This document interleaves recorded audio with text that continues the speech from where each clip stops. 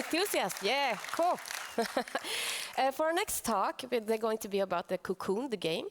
And they are actually nominated for 3 categories at the Nordic Game Awards tonight. And one of those categories is for Best Art. So please welcome Erwin talking about Cocoon Strange New Worlds.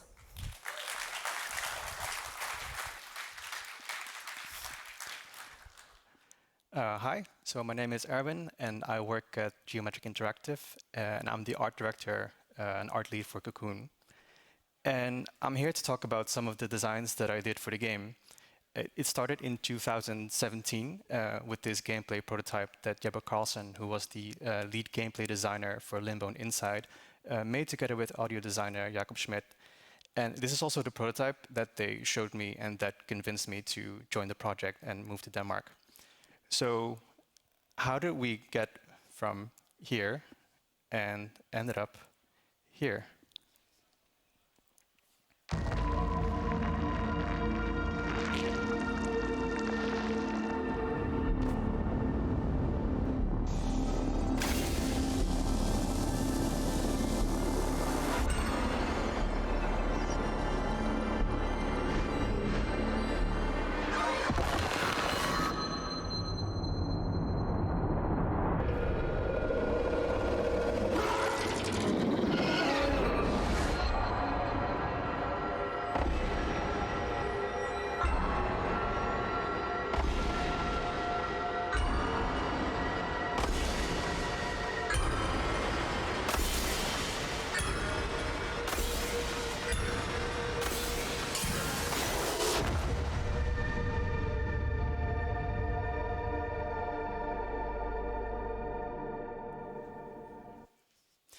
So we released, thank you.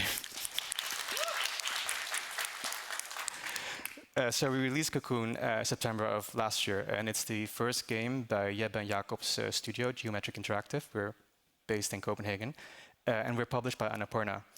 And for this presentation, I want to focus on how the design of the main character ended up influencing a lot of the alien designs in Cocoon.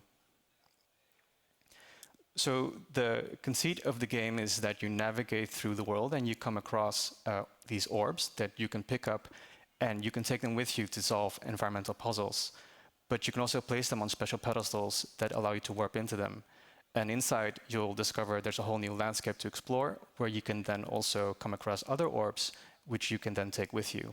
And then you learn to take orbs into other orbs and learn to juggle this sort of Matryoshka doll of worlds within worlds and solve puzzles that way. So the gameplay, that gameplay idea was very well explored in the prototype that Jeppe and Jakob did. And as you can see, they didn't really have any art. They hadn't also settled on what kind of visual genre it should be, but we all really liked sci-fi. So we started throwing ideas around on what our backstory for the game would be in a sci-fi setting.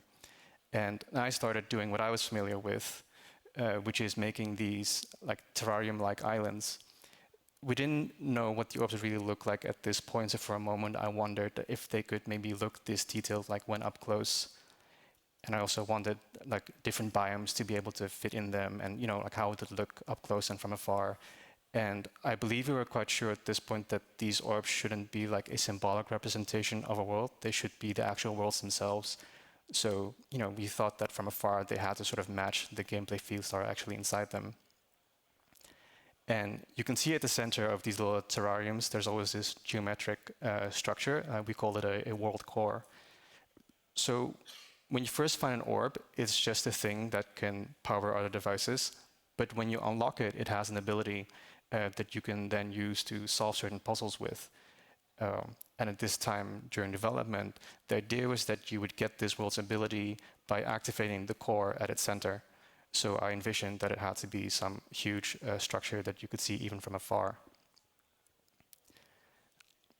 And important to the game was, of course, our protagonist.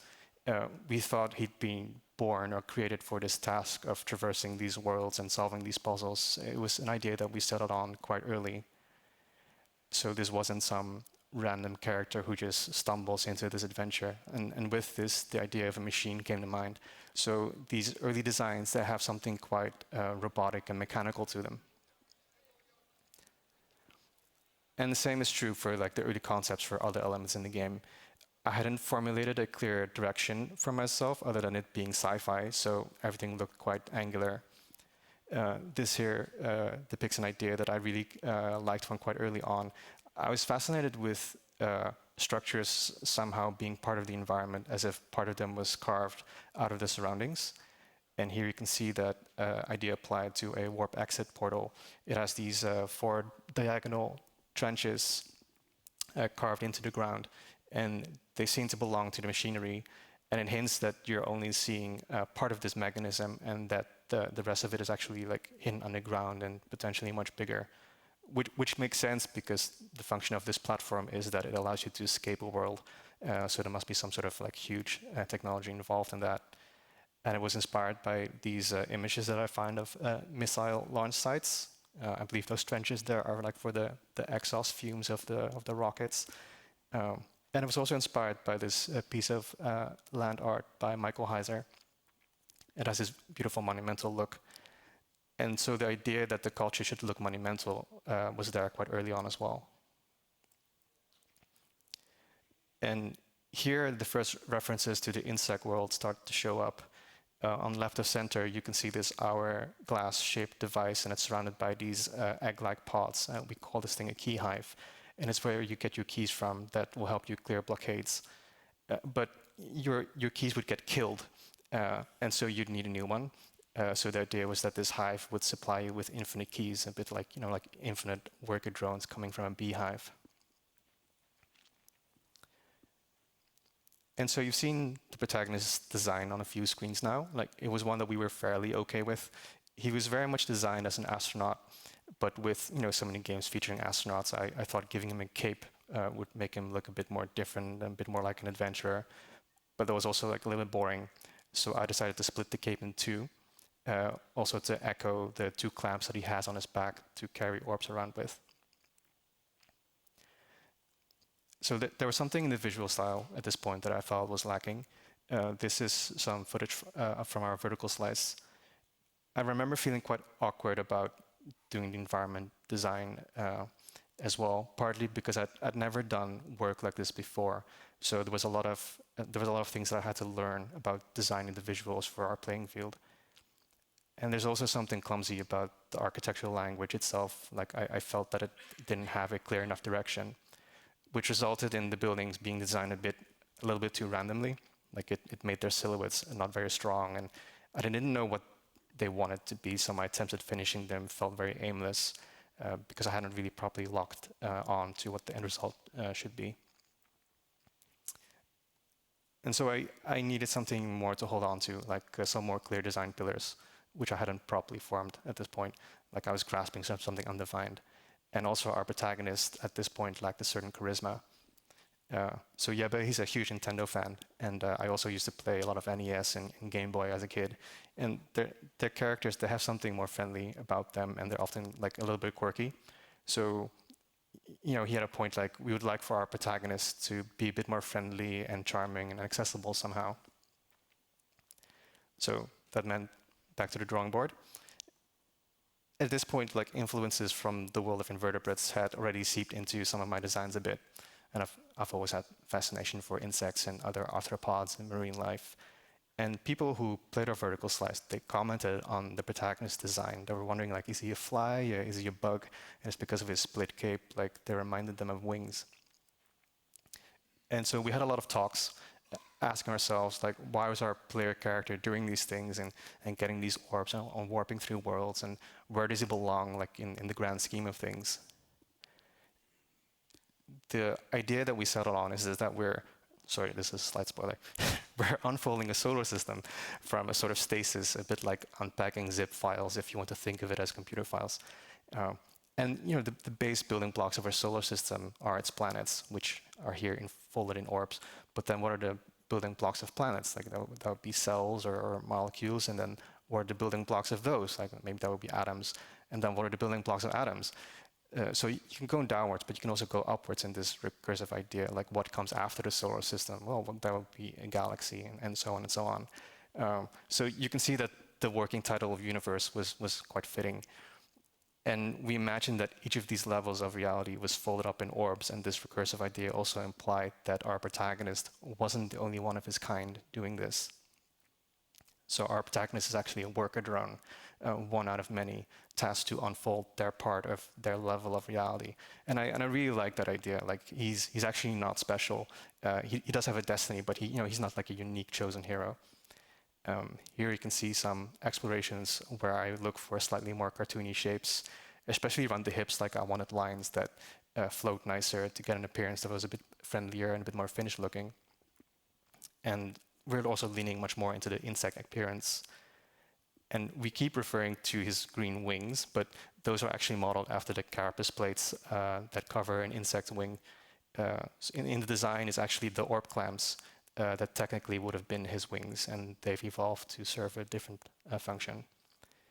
And you can see here also that the golden visor still stays, and it still looks a little robotic with the Cyclops eye, which is then easily fixed by turning them into a pair of eyes. And I really like this new character design, especially it having these eyes. It makes him suddenly much more relatable. And then the little antennas, they're a little bit like bunny ears, so they give him something really endearing. And later with the character animations, of course, we were able to give him much more personality. Like, for instance, when he's idling, like sometimes he stretches, or when he's looking at points of interest, or when he's like facing an opponent. So the protagonist design was one of the aspects that I wanted to refine. The other aspect being the look of the alien technology and architecture. These here are some of the images that I kept coming back to. And what speaks to me here is how both the man-made and the natural shapes portray the same idea, the idea of protection. And this became a recurring theme in how we started to approach the architecture. I really like how these images convey order, like a clear pattern. In the top right, you can see like these intricate patterns of different mouth part plates. Those are very influential for our designs. They look like robot arms, but grown. And in the top and the middle, I like the beauty that this repetition creates. There's this order to things, but you can see it's not mechanical because the repetitions aren't perfect. There's some like organic, messy offset to them.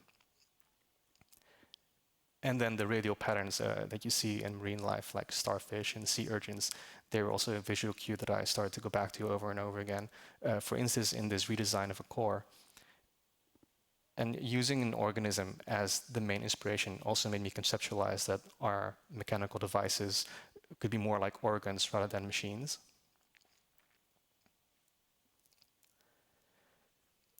Creating this building was probably the most defining moment for the architecture, and for me, sort of like the litmus test of this more organic architectural style that I was leaning into. With this one, I finally felt that I'd found a solid system from which to design different structures that you come across. The foundation of the design is the circle, and you can see how we get here like circles within circles, which also ties in nicely to the general concept of the game of worlds within worlds. But most importantly, it portrays the idea of protection, like those images that I showed earlier, like the tubing and machinery being encapsulated inside these cover plate walls. Another important idea was that the structures were made from their immediate surroundings, much like how insect nests are made. And these images were very influential to that. And like the method is very basic, very primitive. But because of that, there's also something timeless and monumental about them. When you see these tall termite mounds coming out of the ground in the right, or like the concentric circles of harvested ant nests in the top middle, like they speak of this non-human intelligence, something that we can never truly understand, but we can relate to what they've made. Like we can understand sort of what these structures are, and so that idea, that feeling, seemed fitting for me for an alien culture. So I was also thinking like this culture is so advanced that of course they can just manipulate the environment to grow buildings for them. And here you can see that a little bit reflected in the use of materials on the outer cover plates. Some of those have, and some of the pipes leading into them are made from the same ground rock material as the soil around them. So parts of the buildings are a bit ambiguous. It has a material relationship to its surroundings.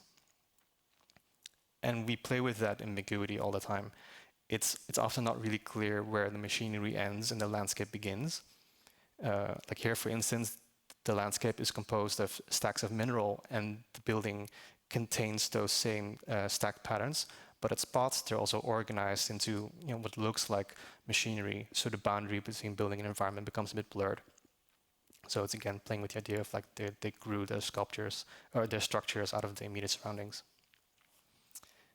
And here the idea of protection is applied to these mining towers that form the backdrop of this scene. So the image of isopods and millipedes came to mind for these. They're protective plates, they leave parts of their bodies exposed. And I ended up using that idea in a few spots. The final design ends up conveying both exposure and vulnerability as well as protection at the same time. And the idea for these mining towers is that they extract this golden amber-like liquid from the planet, a bit like how a tick or a mosquito would drink your blood. So the pipes, they also resemble legs a little bit, and there's something parasitic looking. And we use circles everywhere. It makes for a very coherent visual language. And there's something almost sacred or monumental looking about these spaces. And here you can see another aspect of the architecture that became very defining for the alien culture, which is the use of this shiny metal filigree structure that surrounds the central platform. So the delicate structures of cicada wings have been very inspirational and have been a recurring element in the game. And they reminded me of stained glass and Art Deco designs. And they have this beautiful order to them, but again, one that isn't mechanical. So I started applying them everywhere. It was really important to me that while being organic in nature, this alien culture looked beautiful and organized. And I imagined them as a culture at the height of their power. They're capable of folding entire worlds and solar systems into tiny glass orbs. So the technology and the architecture, it shouldn't look disgusting or grown randomly like an out-of-control disease or something. Like it should look rather refined and purposeful. And one way to add to this feeling of sophistication was the use of golden materials.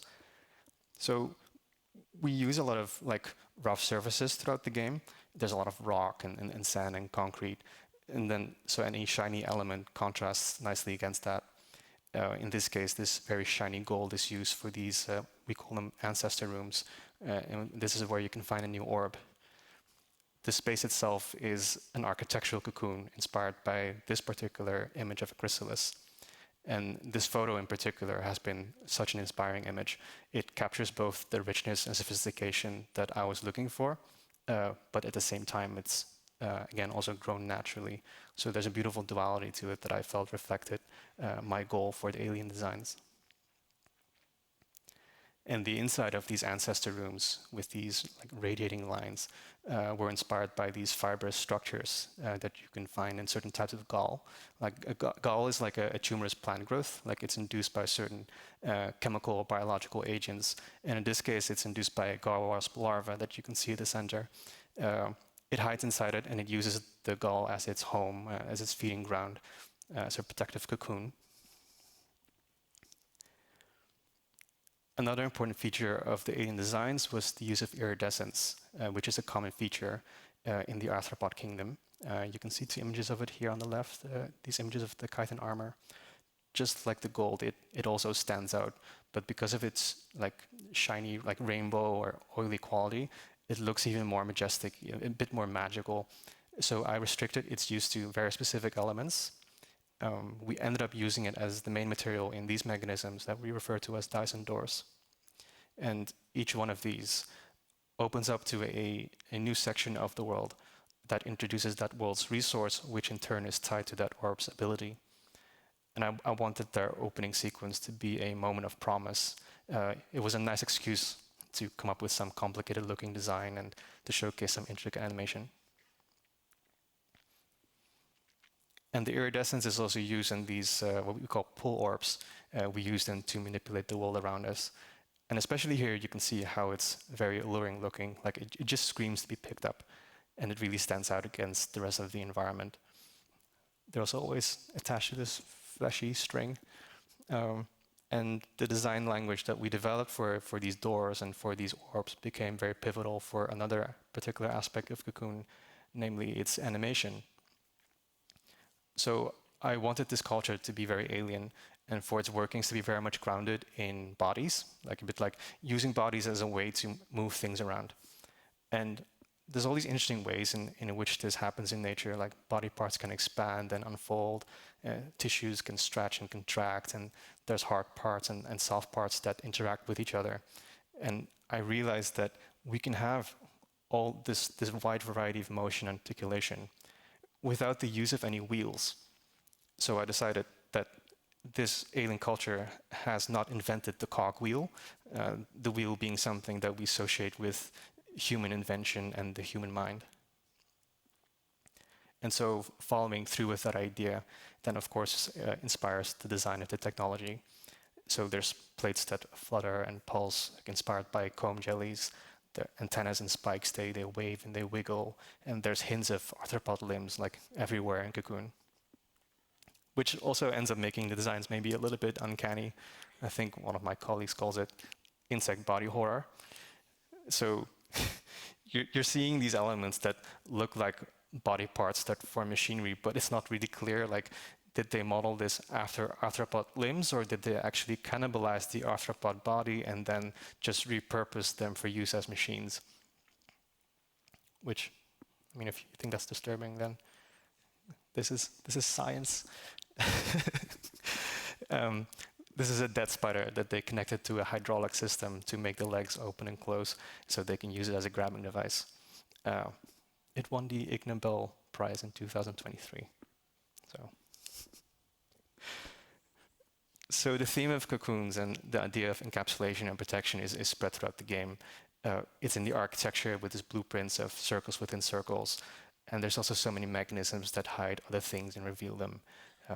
On the left, warp portals are revealed to be underneath a protective dome. Orbs are stored inside ancestor rooms, like in the middle. And on the far right, the keys, they get released from amber, but then they could also get trapped inside them again. And the same happens at the start of our boss fights.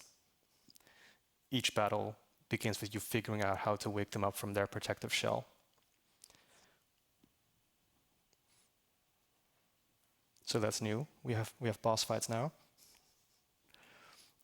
So initially, your orb would gain its ability by activating the core inside that orb, but we ended up scrapping that idea.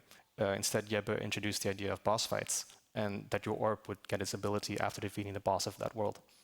And this changed, it opened up a whole new area for us to explore with the gameplay and the art and our backstory. And I really like the idea of having bosses, or we call them ancestors. We started thinking of how we could tie them into our existing lore. We already had these ancestor statues, like they're looming over each orb inside an ancestor room, but they're not actually statues. The idea is that they're just like you, they're just like our protagonist, and they have been on the same journey as you, but while you are assembling a solar system, they have been assembling this world, this orb. And at the end of their journey, they evolved into this ancestor form, and they became a statue, and the statue is a kind of stasis, and then when you meet them, you wake them up from that stasis.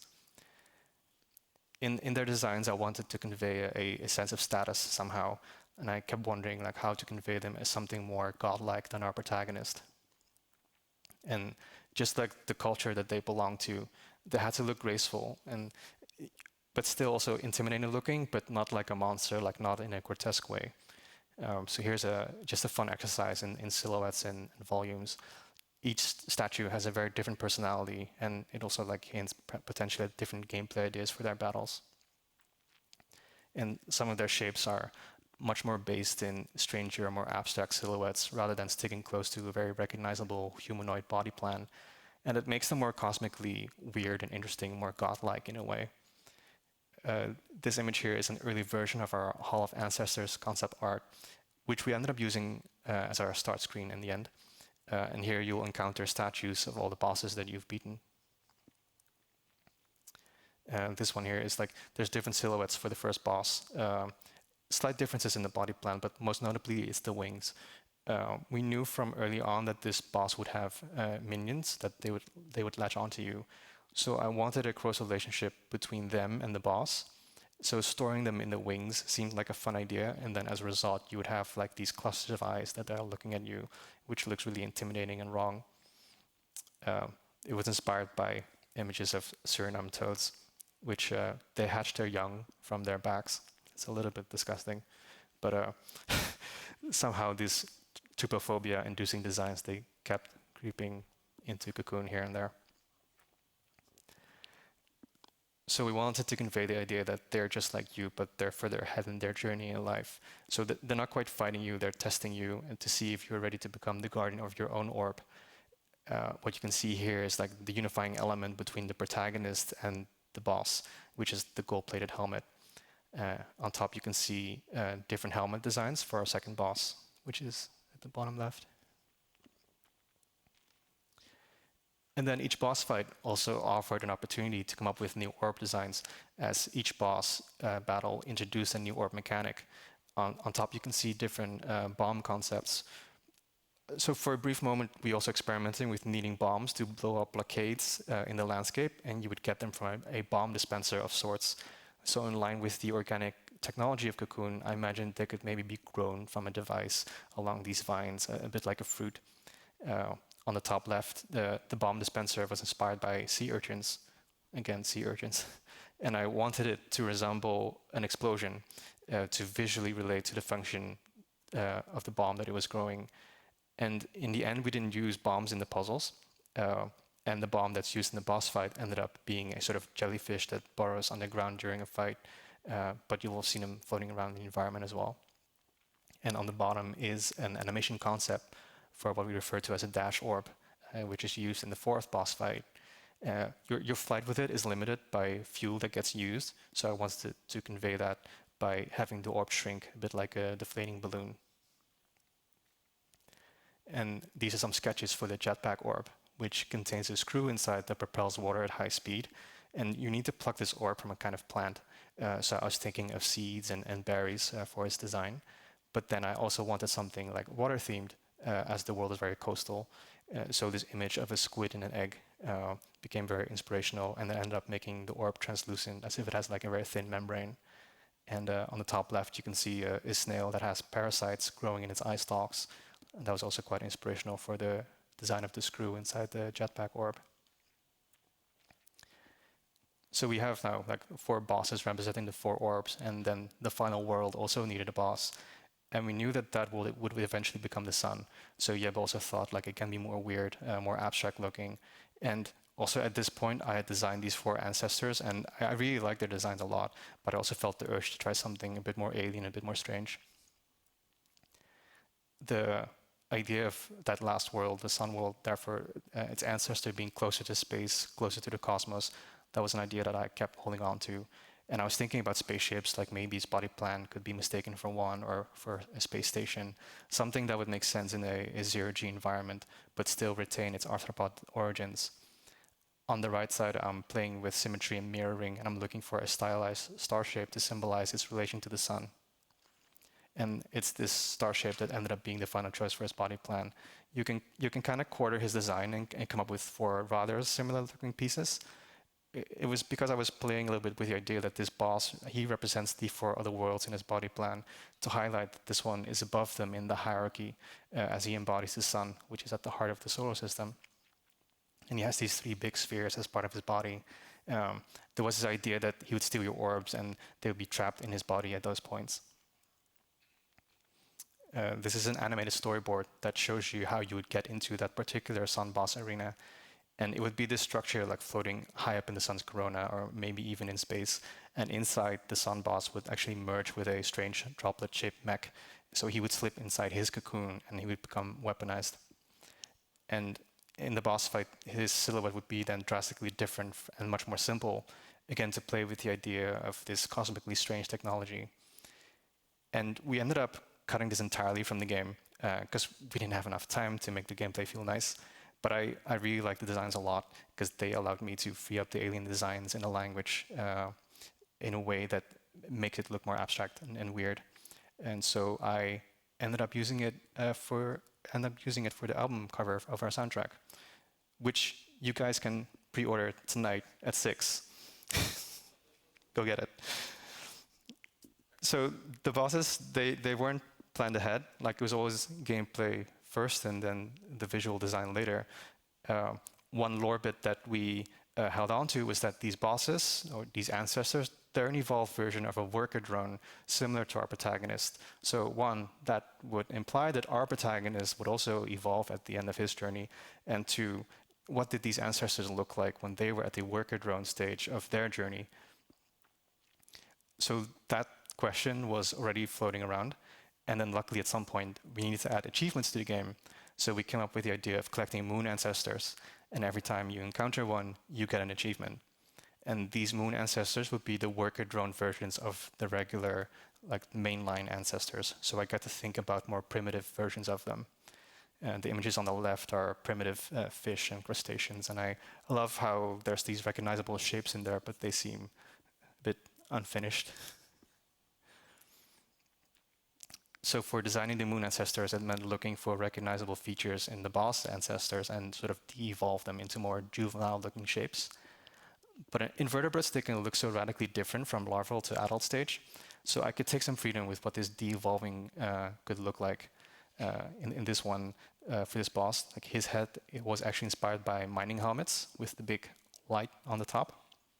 So for the juvenile version, his entire face is covered by this helmet plate, and because of the golden yellow color, it evokes the sense of a construction site helmet. The orb that this particular ancestor guards, we call it the teleport orb. It has this very organic theme inspired by cloning and duplication. And so for that ancestor, I was playing with the idea of it remaining in an almost infant-like state, a bit like how, axolotls, they don't change and they stay in their juvenile form as they mature. And because of the world's theme of duplication, I ended up also being inspired by Siamese twins.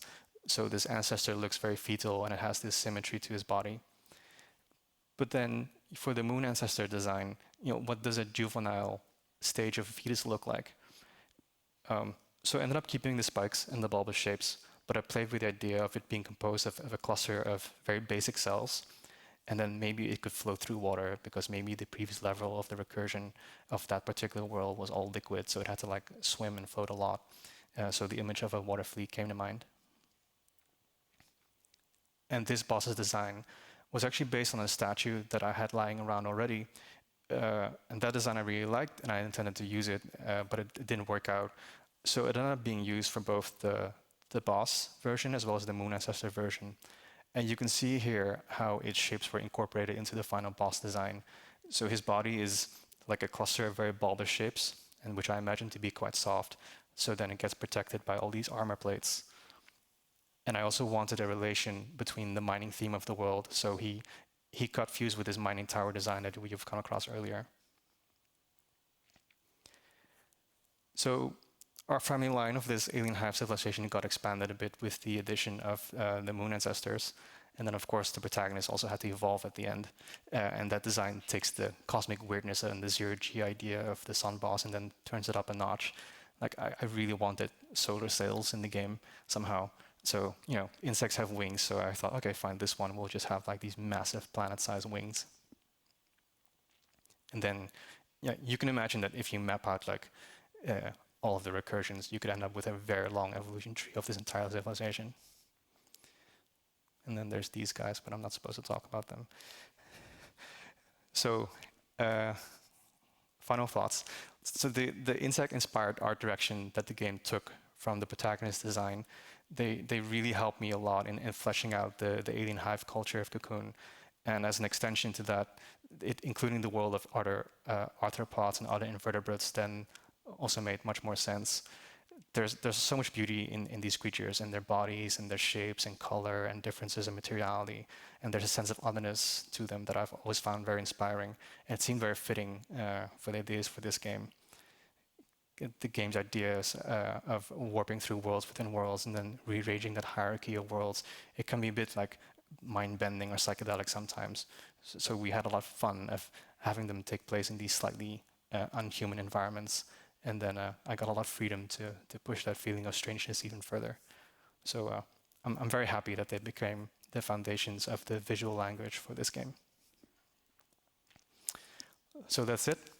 Thank you for your time. You can play the game on Steam, Switch, Xbox, Game Pass, and PS4. And we are very proud to announce that we've partnered with I'm 8-Bit for a physical release, which includes a retail version, collector's edition, and as I mentioned, our soundtrack. And you can all pre-order it tonight at 6. Thank you so much, Erwin.